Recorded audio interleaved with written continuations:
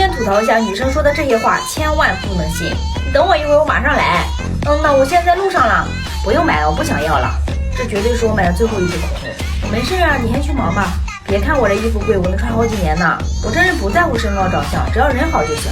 我吃完这顿好的绝对减肥。兄弟们，这些话千万不能信。双击。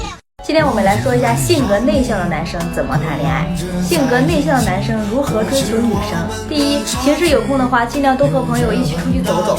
一开始单独约会可能不太习惯，可以把他的朋友叫上，混熟了比较容易说话。第二，性格内向的男生特别不果断，其实男生就要大大方方说话才会受女生欢迎。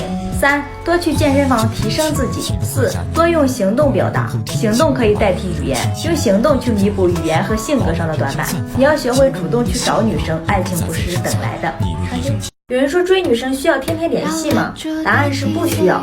追女生也要有一个度，大家都有各自的工作，那就好好上班。只顾着玩的男生对女生没有安全感。偶尔在网络上多和他说说话，关心他的话或者感兴趣的话题都可以。刚开始的恋情天天联系也未必是好事，每次主动找他聊天，秒回他的信息，会培养出他的优越感。你应该做到偶尔联系，偶尔失踪，让他对你产生好奇，做到张弛有度就好。你学会了吗？今天说一下女生绝对不会告诉你的小秘密。长头发的女生吃饭时需要带套皮筋，所以和女生约会的时候至少准备一个套皮筋。女生到时候可能会这样说：老司机呀。你可以这么回：我爸每次都给我妈准备套皮筋，这样女生对你的好感绝对暴增。2. 对于我们长头发的女生，洗头特别怕麻烦。如果冬天一个女生愿意陪你出来还洗了头发，说明她喜欢你。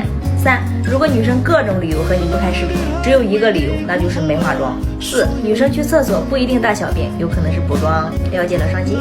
跟女生约完会，女生经常会说谢谢你请我吃饭，你可能会傻傻的这么说，这有什么，不用谢。这个时候你应该做的是为下一次的邀约做铺垫，你就这么说：谢什么？下次我要吃回来呢。不过下次约会吃饭时千万不能让女生买单。不过你可以让她请你吃一些甜品或者看电影。你学会了吗？做到这几点能让女生倒追你。第一，话只说一半，聊天也是一门学问。有的女生每次回复只回复几个字，而你滔滔不绝，结果女生就不见了。所以你要懂得话不能说得太满的道理。第二，有技巧的终止话题。聊天的频繁时间基本上在下班后，他肯定想找一个人聊天打发时间。如果这时候找他聊天，多半会理你。但是如果你能找到感兴趣的话题，你的心机时刻就要到了。但是记得聊得火热的时候终止话题，留着明天再聊。第二天他便会主动找你。第4，偶尔忽视他不理他。如果你经常秒回，他肯定知道你对他动了心思，这个时候你们的身份就转换了，你是主动，他是被动。所以男生要控制自己的感情，偶尔忽视他，他反而会反思自己，主动找你示好。你学会了吗？双击。